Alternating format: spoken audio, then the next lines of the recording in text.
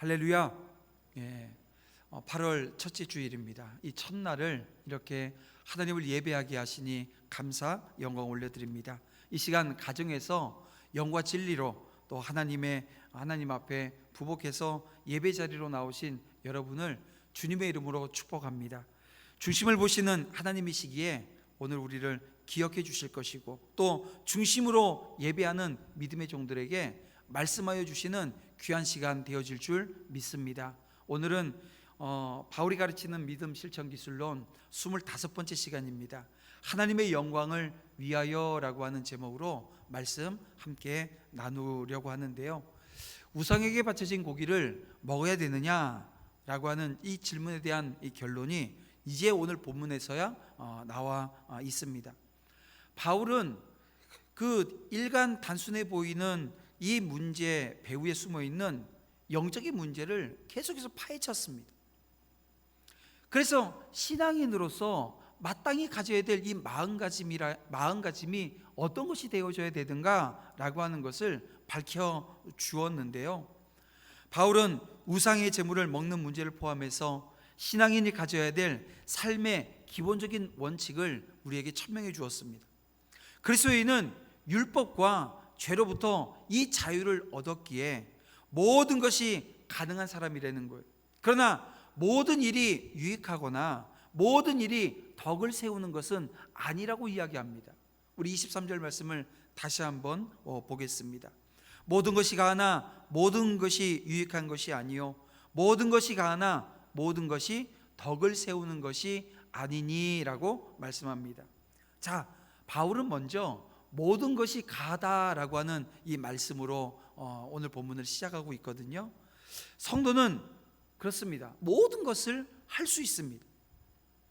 성도는 그리스도의 보혈로 이 죄와 사망의 법에서 해방되어졌습니다. 그러므로 성도는 그 누구도 이 성도를 정죄하지 못하는 거예요. 이게 로마서 8장 12절에 나와 있는 말씀인데요, 결국 성도는 모든 것을 할 수 있는 자유자인 것입니다.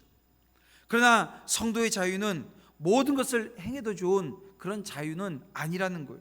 즉 모든 것을 할 수 있으나 모든 것을 행해도 좋다라고 하는 것은 아니라는 거예요. 여러분, 성도는 자유자이나 이 죄를 행해서는 안 됩니다. 왜 그렇습니까? 오늘 우리 성도의 자유는 죄로부터의 자유이기 때문에 그래요. 또 성도가 모든 것을 할 수 있다고 해서 그것이 자기와 다른 사람에게 유익이 되거나 덕을 세우게 되는 것은 아니라고 하는 것입니다. 그러므로 성도는 자기 자신의 행동을 늘 살펴야 됩니다.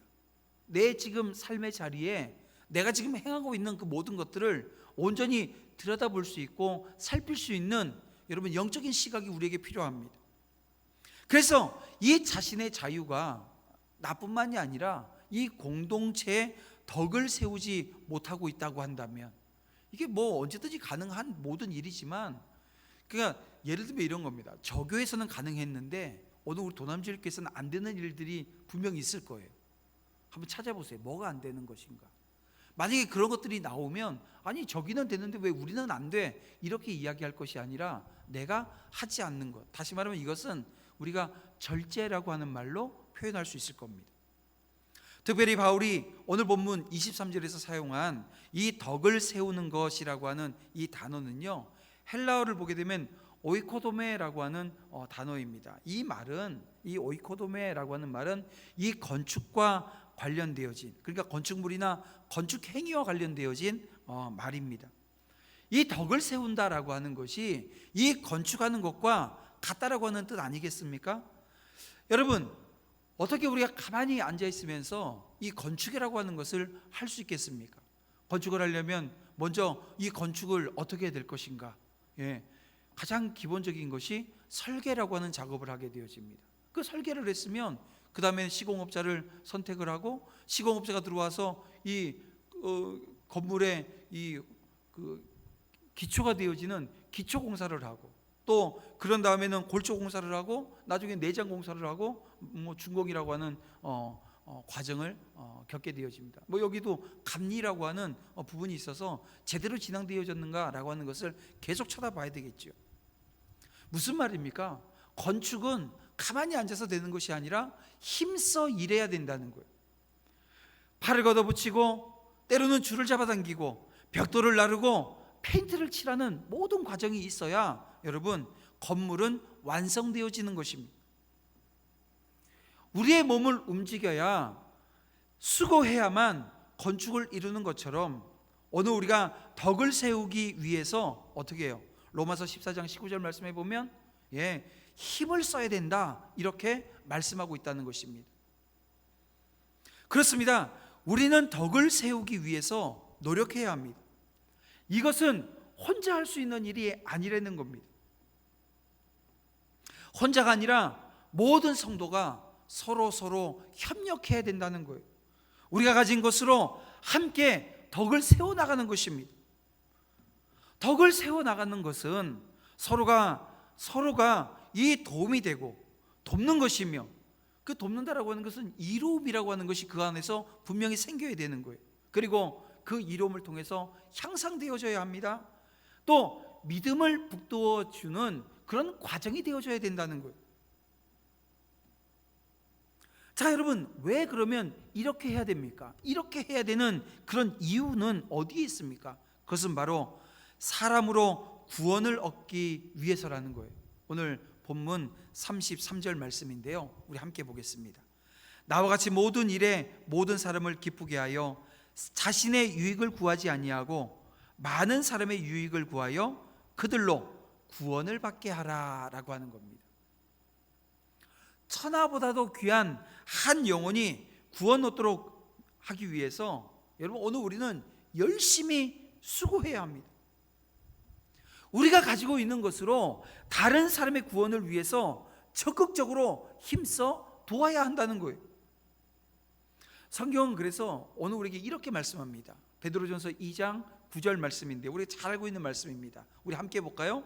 그러나 너희는 택하신 족속이요 왕같은 제사장들이요 거룩한 나라요 그의 소유가 된 백성이니 이는 너희를 어두운 데서 불러내어 그의 기이한 빛에 들어가게 하신 이의 아름다운 덕을 선포하게 하려 하심이라. 여러분, 이 말씀이 어떤 말씀입니까? 여러분, 성도는 주님의 덕을 세우기 위해서 이 땅에서 선택받은 존재라고 지금 말씀해 주고 있는 것 아니에요? 그렇습니다. 여기는 누구도 예외가 되어줄 수 없습니다. 이 시간 예배하는 오늘 우리 모두가 여기에 속하는 거예요. 자, 오늘 우리의 양 어깨에 이 주님의 덕을 세우기 위한 사명이 주어졌다라고 하는 것 여러분 기억해야 합니다. 잊으면 안 됩니다. 그래서 오늘 우리가 가만히 침묵하고 앉아있다고 한다면 아무것도 하지 않아요. 그러면 우리 세상에서 그렇잖아요. 아무것도 하지 않으면 욕은 안 먹어요. 근데 뭔가를 하게 되어지면 때로는 이런 얘기 저런 얘기 듣게 되어집니다. 교회에서도 마찬가지죠. 여러분, 오늘 우리가 아무것도 하지 않으면 직무유기입니다. 때로는 그 일을 하다가 실수도 할 수 있고 그 일을 하다가 조금의 과정에 여러 문제들이 생깁니다. 그럴 때마다 조정해 나가고 함께 기도하면서 좀 전에도 말씀드리지만 덕을 세우기 위해서 어떻게 해요? 건축에 나가는 것처럼 서로가 서로에게 도움이 되어지면 됩니다. 건면하면서 세워나가는 거예요. 근데 아무것도 하지 않으면, 아무것도 하지 않겠다 결정을 하게 되어지면 이건 여러분 어떤 문제가 발생할까요? 직무유기입니다. 오늘 우리 공동체 안에는 주님께서 우리에게 주신 그 직무를 유기하고 있는 자들이 없기를 바랍니다. 오늘 우리는 함께 세워져 나가는 과정 중에 있음을 기억하셔야 됩니다. 다시 말씀드리지만 오늘 우리는 모든 것이 가한 존재들입니다. 우리에게 능력 주시는 자 안에서 모든 것을 할 수 있는 자들입니다. 여러분은 무엇을 하고 싶으십니까? 오직 자신의 유익만을 구하며 힘써 일하시겠습니까? 아니면 우리에게 맡겨진 그 사명에 따라서 여러분이 가진 것으로 주님의 아름다운 덕을 세우기 위해서 힘써 일하시겠습니까? 자명하죠. 우리가 무엇을 해야 될 것인가? 그리스도인들은 근본적으로 자기의 이익이 아니라 남의 유익을 구하는 사람들입니다. 여러분 모두가 주님의 사명을 따라 행하는 복된 성도가 되어지기를 주님의 이름으로 축복합니다. 세상의 모든 것을 다 하나님께서 창조하셨지요. 그리고 하나님께서 우리에게 맡겨주셨습니다. 그래서 이 먹는 문제에 있어서 먹지 못할 것은 없습니다. 그런데 오늘 본문에 바울은 이 양심을 위하여 묻지 말고 먹으라고 가르칩니다. 다시 말씀드리지만 이 당시 이 시장에서 파는 고기들 중에는 이 우상에게 바쳐진 제물들이 있었다고 해요. 또 불신자들이 마련한 식사의 고기 요리, 뭐 예를 들면 누구 믿지 않는 사람이 집에 초대를 했어요. 갔더니 고기를 여기 뭐 고기 반찬을 몇 개를 해놓은 거예요. 그러면 이 고기 반찬들이 다 우상에게 제물로 바쳐졌던 것들로 만들어진 것이라고 보면 된다는 것입니다. 여러분 이런 상황 속에서 이 고린도 교인들은 각자가 가지고 있는 지식들이 있는 거예요. 자기들이 가지고 있는 지식을 가지고 그것을 근거로 해서 자신들이 옳다고 주장하면서 이 교회 안에 혼란을 이제 막 겪게 되어지는 것입니다. 바울이 이것에 대한 해결책으로 제시하는 그 첫 번째가 무엇입니까? 양심을 위하여라고 하는 해결책을 지금 주고 있어요. 양심을 위해서 행하라는 것입니다. 자, 그래서 25절부터 29절 말씀까지 5절 말씀 속에 이 양심이라고 하는 단어가 5번이나 등장을 합니다. 그만큼 이 양심을 지금 강조하고 있는 건데요. 더욱이 이 중에 3번은 실제적인 행동의 기준이 양심이라고 하는 것을 보여주고 있습니다. 그래서 25절과 27절 말씀에서는 뭐라고 말씀해요? 양심을 위하여 먹으라는 거예요. 어떻게 해요? 묻지도 말고 그냥 먹으라는 거예요. 이거 음식을 딱 차려왔는데 초대받아서 갔는데 뭐 고기를 딱 먹기 전에 요거 우상에게 바쳐진 거예요? 아니에요? 아니에요? 아니면 먹고 김엔 안 먹고 이거 하지 말라는 거예요. 묻지 말고 그냥 먹으라는 거예요. 그러면서 28절에는 또 뭐라고 이야기합니까? 누가 너에게 이것이 재물이라 말하거든 알게 한 자와 또 그 양심을 위하여 먹지 말라. 그러니까 먹으려고 하는데 이거 우상에게 바쳐진 건데요 하게 되어지면 그 말한 사람 때문에라도 그 먹지 말라는 거예요.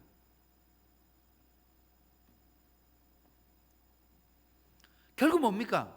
양심에 따라서 행하라고 지금 권면해 주고 있는 것입니다. 이게 지금 바울이 오늘 우리에게 1차적인 권면이에요. 최종적인 권면은 아닙니다. 이 1차적으로 이 결론적인 1차 결론의 권면을 우리에게 주고 있습니다. 자, 그러면 이 양심이 무엇인지 우리가 좀 더 심도 있게 생각해 봐야 됩니다. 여러분 양심이 무엇입니까? 베드로전서 3장 21절 말씀을 세번역 성경으로 제가 이렇게 봤어요. 그랬더니 여기 보면 선한 양심이 하나님께 응답하는 것입니다 라고 기록하고 있습니다. 그러니까 이 선한 양심이 하나님께 응답하는 것이다. 그리고 로마서 2장 15절 말씀을 보게 되어지면 양심이 증거가 되어 라고 말씀합니다. 양심이 증거가 되어 그 뒤에 쭉 읽어보게 되면 그 사람들 그 생각들이 서로 혹은 고발하며 혹은 변명하여 그 마음에 새긴 율법의 행위를 나타내느니라. 이 무슨 얘기냐면요, 이 양심이 증거가 돼서 이 선악을 분별하게 되어진다는 거예요. 자, 이 말씀들 이 베드로전서 말씀이나 이 로마서 말씀을 통해서 우리가 양심이 무엇인가라고 하는 것을 알게 되어지는데요, 양심은 다른 게 아닙니다. 하나님을 찾고 이 세상에서 하나님의 말씀을 따라 살도록 하는 것이라고 하는 것을 우리가 알게 되어집니다. 그러니까 여러분 세상에서 말하는 양심이 지금 우리가 지금 성경에서 말씀하고 있는 양심과는 좀 약간 거리가 있죠. 그래서 오늘 우리의 양심은 이겁니다. 하나님을 찾고 또 그분의 말씀대로 살아내려고 하는 그 모든 행위를 말하는 것입니다. 그래서 이웃을 사랑하라 명하신 주님의 말씀을 지키기 위해서 어떻게 해야 돼요? 양심에 따라 행하면 되어지는 겁니다. 무엇을 먹는가, 먹지 않는가라고 하는 것은 자 그러면 중요합니까? 중요하지 않습니까? 이게 중요한 문제가 아니라는 거예요. 절대적인 기준이 없을 경우엔 어떻게 하라는 거예요? 나의 양심과 다른 사람의 양심에 따라서 행동하라고 지금 말씀하고 있는 겁니다. 만약 우리가 양심에 둔감하며 양심을 무시하고 어떤 행동을 한다고 한다면 이게 일차적인 문제가 뭐예요? 덕을 깨게 되어집니다. 이 덕이 깨어진 자리에는 늘 뭐가 생길까요? 아픔이 있고 상처가 생긴다라고 하는 거예요. 왜냐하면 자신의 양심을 따르지 않는 행동은 이 죄와 좌절을 맛보게 될 것이고요, 남의 양심을 고려하지 않는 그 행동은 다른 일을 어떻게 합니까? 실족하게 만들어 놓는다는 거예요. 자, 보세요. 내가 이 죄의 문제로 인해서 좌절을 한다거나 아니면 다른 일을 실족하게 했다라고 하는 것은 이게 모두가 큰 문제가 되어지는데요, 여러분, 자신의 신앙의 열심을 꺾는 것, 이것도 문제잖아요. 그런데 이 주님과 멀어지는 것은 더 큰 문제가 되어집니다. 마태복음 18장 여러분 6절 말씀을 보면 뭐라고 말씀합니까? 누구든지 나를 믿는 이 작은 자 중 하나를 실족하게 하면 차라리 연자 맷돌을 목에 달고 깊은 바다에 빠뜨려지는 것이 낫다라고 하는 말씀을 우리에게 해요. 여러분, 연자 맷돌을 목에 달고 깊은 바다에 빠지는 것이 형제를 실족하게 하는 것보다 훨씬 낫다는 거예요. 자, 그러면 이제 우리는 자명해집니다. 우리가 어떻게 해야 될 것인가? 오늘 우리는 양심에 아주 예민한 존재가 되어줘야 합니다. 내 양심에 아주 예민해야 되고요, 내 양심만 예민하면 문제가 커집니다. 상대방, 우리 형제 자매들의 이 그 양심에도 예민해져야 된다는 거예요. 양심이 무엇을 말하고 있는가를 살펴야 된다는 것입니다.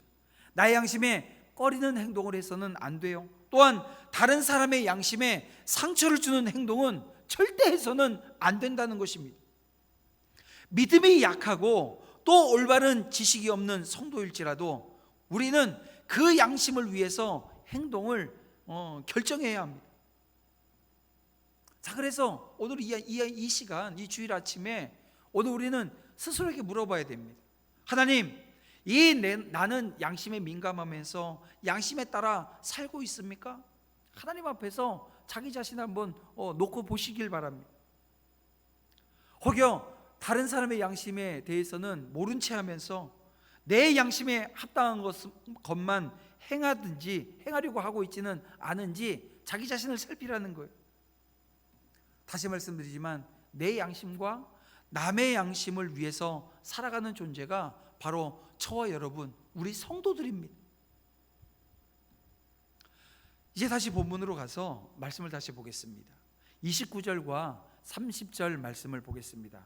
이 말씀도 제가 세번역 성경으로 한번 읽어볼게요. 우리 다 같이 한번, 우리 화면에 있으니까 함께 읽어볼까요? 내가 여기에서 양심이라고 말하는 것은 내 양심이 아니라 다른 사람의 양심입니다. 어째요 내 자유가 남의 양심의 비판을 받아야 하겠습니까? 내가 감사하는 마음으로 참여하면 내가 감사하는 그 음식 때문에 비방을 받을 까닭이 어디에 있습니까? 제가 왜 이 세번역 성경으로 여러분들과 함께 읽었는지 아시겠어요? 네. 오늘 우리 이제 개역 개정 성경은 이게 어디서 지금 묻고 있는지가 명확하지가 않아요. 그래서 제가 지금 어떤 물음을 하고 있는지 이 두 가지 질문을 지금 던지고 있는 것을 여러분 우리가 함께 확인하기 위해서 우리 세번역 성경을 읽었는데요. 하여튼 이러한 반문에 대해서 여러분은 어떤 생각이 드십니까? 아마 자연스러운 것으로 아마 여겨지실지 않을까 싶은데요. 왜냐하면 대개 이 자신의 생각하는 이 정당한 행위에 대해서 다른 사람의 이 비방을 듣게 되어지면 이 반문들을 하게 되어집니다. 아니 뭐가 문제야? 아니 내가 감사해서 먹었는데 그게 뭐가 문제야? 그러나 여러분, 형제를 위해서 이 자신의 자유를 절제해달라는 이 요구는 여러분 우리를 속박하기 위해서 지금 하고 있는 이야기가 아닙니다. 오늘 우리가 누리는 그 자유에 다시 이 족쇄를 채우기 위해서 주신 말씀은 더더욱 아니라는 거예요. 다만 다른 사람을 위해서 당신이 좀 절제해 주실 수는 없으신지요? 라고 하는 요청인 것입니다. 그 이유는 다른 데 있지 않습니다. 주님의 덕을 세우기 위해서 오늘 우리에게 부탁하는 부탁일 뿐이라는 거예요. 여러분, 절제는 율법이 아닙니다. 절제는 성령의 열매입니다. 놀라운 것은 성령의 열매, 그 첫 열매가 무엇이었습니까? 사랑으로 시작되어지는 이 성령의 열매가, 마지막 열매가 이 절제라는 열매예요. 그래서 성령의 열매는 사랑과 절제, 이것으로만 이야기해도 충분합니다. 자신의 행동으로 인해서 실족하는 형제가 있는데도 불구하고 절제하지 않는 자를 보고 어떻게 여러분 형제를 사랑한다고 오늘 우리가 이야기할 수 있겠냐는 거예요. 여러분, 오늘 우리가 양심을 위해서 행동해야 되는데 거기에는 이 절제라고 하는 부분이 따라온다라고 하는 것. 늘 오늘 우리가 스스로를 살펴내게 되어지면 우상에 바쳐진 제물을 먹어도 되는가? 라고 하는 이 질문에 우리는 명확한 답을 낼 수 있습니다. 여러분, 한국 교회가 여러 가지 이 교회 안에서 유사한 질문들을 하잖아요. 제사에 바쳐진 음식을 먹어도 되는가? 우리도 그런 질문들을 던질 수 있습니다. 또 그런가 하면 술은 마셔도 되는가? 이런 질문도 우리가 던질 수 있는 거죠. 여기에 대한 답이 명확해지는 거예요. 양심을 위해서, 그러니까 내 양심과 형제의 양심을 위해서 하면 되어진다라고 하는 것입니다. 이제 이 양심을 위해서라고 하는 그 단계를 뛰어넘은 최종적인 바울의 결론의 말씀을 우리가 맞닥뜨리게 되어지는데요. 그것은 31절 말씀에서 오늘 우리에게 결론적인 말씀을 주고 있습니다. 그런즉 너희가 먹든지 마시든지 무엇을 하든지 다 하나님의 영광을 위하여 하라. 먹는 문제나 마시는 문제뿐만이 아니라 무엇을 하든지, 그러니까 오늘 이 문제가 오늘 모든 우리 일상생활에 그대로 적용되어진다라고 하는 것입니다. 그렇습니다. 이 말씀은 자유 사용에 대한 최종 결론적인 권면인데요, 성도의 행동 강령입니다. 성도라면 누구나도 이 말씀을 한 번쯤은 다 들어본 말씀일 것입니다. 실로 성도의 모든 행동의 최종적인 목적은 다른 것이 아닙니다. 하나님의 영광을 위하여 하는 것입니다. 그것은 하나님께서 성도를 이 죄에서 구원하신 이유가 그들의 자유로 하나님을 영화롭게 하도록 하기 위한 것이기 때문에 그렇습니다. 그래서 여러분들이 잘 아시는 대로 소요리 문답의 1문이 무엇입니까? 첫 번째 질문이 이것입니다. 사람의 제일 되어지는 목적이 무엇인가? 라고 하는 질문을 하고요, 거기에 대한 답은 하나님을 영화롭게 하고 그를 영원토록 즐거워하는 것이라고 답을 내고 있어요. 사랑하는 성도 여러분, 무엇을 하든지 다 하나님의 영광을 위하여, 여러분, 이것은 바로 성도된 자의 삶의 기치고 행동 강령인 것입니다. 우리가 무엇을 하든지 먼저 하나님의 영광을 구하게 되어지면 이 세상에 문제되어질 것이 없어요. 보십시오. 이 고린도 교회 성도들이 우상의 제물을 먹는 것과 관련되어진 문제를 비롯한 각종 문제가 교회 안에 발생을 했습니다. 그러면 왜 발생했습니까? 그것은 그들이 무엇을 하든지 다 하나님의 영광을 위하여 하지 아니하고 어떻게 했다는 거예요? 자기의 기쁨과 자기의 만족을 위해서 한 까닭 아니겠습니까? 마찬가지로 지금 오늘 우리 교회에 발생되어지는 문제들도 마찬가지라고 생각합니다. 하나님의 영광보다 사람의 영광, 그 기쁨을 추구하는 데서 문제가 발생하기 시작하는 거예요. 그렇습니다, 여러분. 하나님께 영광이 되어진다고 한다면 무엇을 먹든지 상관이 없습니다. 그러나 하나님의 이름을 욕되게 할 만한 것이라고 한다면 늘 먹던 것이라 할지라도 포기해야 합니다. 또한 크고 작은 행동 하나하나가 다른 사람의 유익을 위한 것이 되어야 된다는 것입니다. 자신의 유익을 구하는 삶이 아니라 다른 사람의 그 유익을 구하는 삶, 무엇보다도 그들의 구원을 위해서 살아가는 것이 중요하다라고 하는 것. 우리 아까 좀 전에 읽었던 22절, 23절 말씀에서 오늘 우리에게 주시는 말씀 아닙니까? 여기서 우리가 꼭 기억해야 할 것은 이겁니다. 하나님을 사랑하는 것과 이웃을 사랑하는 것은 별개의 문제가 아니라는 거예요. 하나님을 사랑하는 사람, 하나님의 영광을 추구하는 그 사람은요, 나의 유익보다 남의 유익을 먼저 추구해요. 먼저 생각해요. 그리고 살아가게 되어집니다. 그래서 바울은 이 다른 형제의 문제, 형제가 자신의 행위로 인해서 실족하게 되어지면 어떻게 하겠다는 거예요? 자기는 기꺼이 자기가 누리고 있는 그 자유를 제한하겠다는 거예요. 고기를 영원히 먹지 않겠다고 지금 선언했잖아요. 나보다 다른 사람의 유익을 구하고 자신을 절제하는 사람들을 통해서 여러분, 그렇게 복음은 널리 선포되어지는 것입니다. 자, 만약 우리가 술을 마심으로써 다른 사람을 구원할 수 있다고 한다면, 그래서 하나님께 영광을 돌릴 수 있다고 한다면, 여러분 마셔도 됩니다. 얼마든지 마셔도 돼요. 그러나 여러분, 그것 때문에 믿음이 약한 자들이 혼란을 겪어요. 또 하나님의 이름이 조롱을 당할 여지가 있어요. 그러면 어떻게 해요? 마시지 않는 것이 맞습니다. 자, 그럼 명확해지죠. 마셔야 되냐, 마셔야 되지 않느냐, 이 명확해집니다. 제사 음식을 먹음으로 인해서 다른 사람을 구원할 수 있다고 한다면 얼마든지 먹어도 된다는 거예요. 그러나 그것을 먹음으로 인해서 우리가 이 비신앙인들과 함께 귀신을 섬기는 것으로 오해를 받게 되어진다고 한다면, 여러분 먹지 않는 것이 합당하다는 거예요.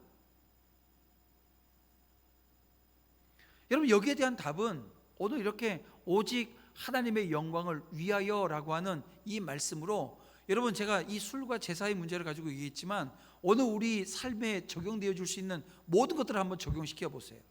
답이 그냥 나오게 되어집니다. 그러면서 사도 바울이 오늘 본문 이제 11장 1절에 최종적인 결론으로 어떤 얘기를 합니까? 예수님을 본받는 삶을 살아야 된다라고 하는 그 이야기를 우리에게 하고 있습니다. 그리고 자기가 예수님을 본받기 위해서 노력했던 것처럼 자신의 삶을 모범으로 삼아서 살아가라고 지금 권면하고 있습니다. 자, 오늘 우리는 이 말씀으로 사도 바울이 어떤 사람이었는가라고 하는 것을 알게 되는데요, 자신을 그리스도를 본받는 자라고 소개를 하고 있습니다. 이처럼 모든 성도는 그리스도를 향해서 자기 고백이 있어야 되는 거예요.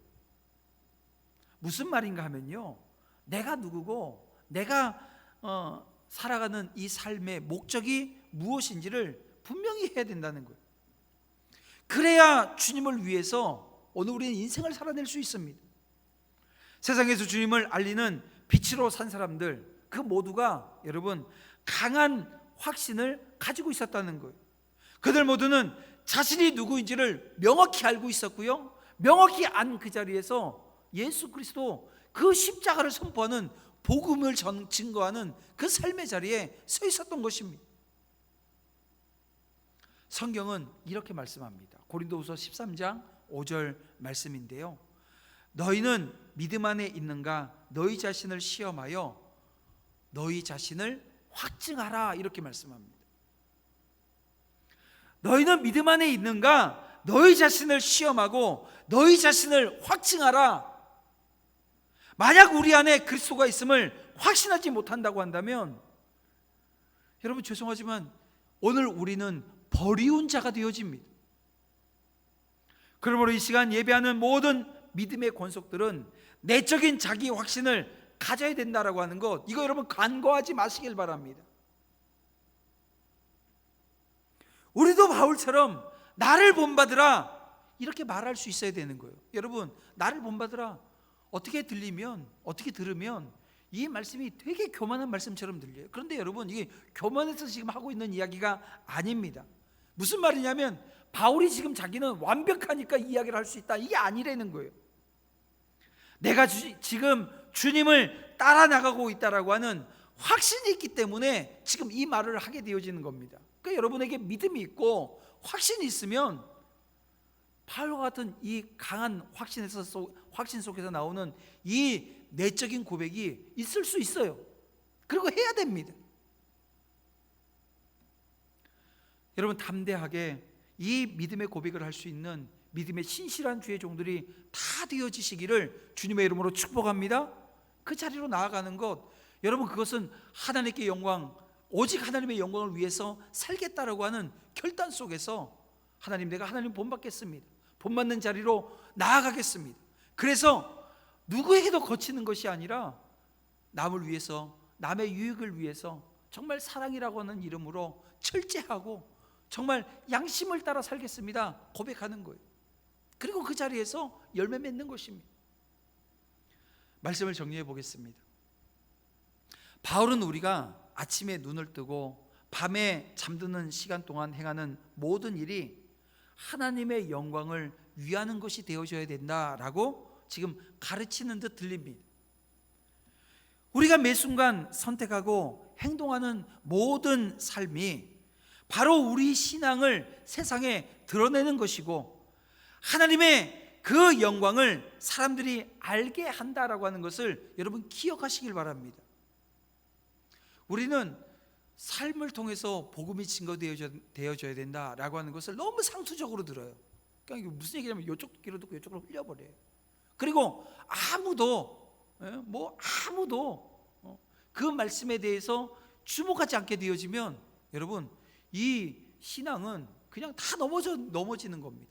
오늘 이 시간 예배하는 믿음의 종들이 먼저 듣고 먼저 헤아려 마음에 잘 박힌 목과 같이 박으시길 바랍니다.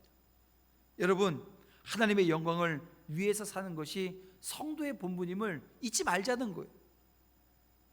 이제 다시 시작되어진 이 8월을 오직 하나님의 영광을 위해서 사십시다. 다짐하고 내적인 자기 확신으로 믿음의 길을 묵묵히 걸어나가기에 부족함이 없도록 성령 하나님께서 함께 하실 것이고 인도하시며 붙들어 주실 것을 여러분 믿으시고요, 오직 하나님의 영광을 위해서 믿음의 종들은 정말 성실하게 말씀과 기도, 그리고 하나님이 주신 사명 붙들고 복음 증거하는 자리로 함께 나아가는 은혜가 넘치기를 주님의 이름으로 축원합니다. 함께 기도드리겠습니다. 사랑과 은혜가 풍성하신 아버지 하나님, 그리스도인으로 살아간다라고 하는 것이 결코 간단하지도 단순하지도 않은 것임을 저희들이 압니다. 그러나 그 중에 자기 자신만을 보는 것이 아니라 하나님의 영광과 이웃의 유익을 먼저 구하는 성숙한 그리스도인들이 되게 하여 주시길 원합니다. 신앙의 양심 소리에 귀를 기울이며 무엇이든지 하나님의 영광을 위하여 할 때 매일매일이 하나님의 영광을 드러낼 수 있는 기회 된다라고 하는 것을 알고 새로운 시각으로 우리 가까이에 있는 모든 것을 바라볼 수 있는 은혜를 허락해 주시옵소서. 코로나와 또 무더위로 모든 것의 기쁨이 상실되어져 가는 이 세상에 주님으로 기쁨이 회복되어지고 그 기쁨을 나누기에 부족함이 없도록 역사하여 주실 줄 믿사오며 예수님의 이름으로 기도드립니다. 아멘.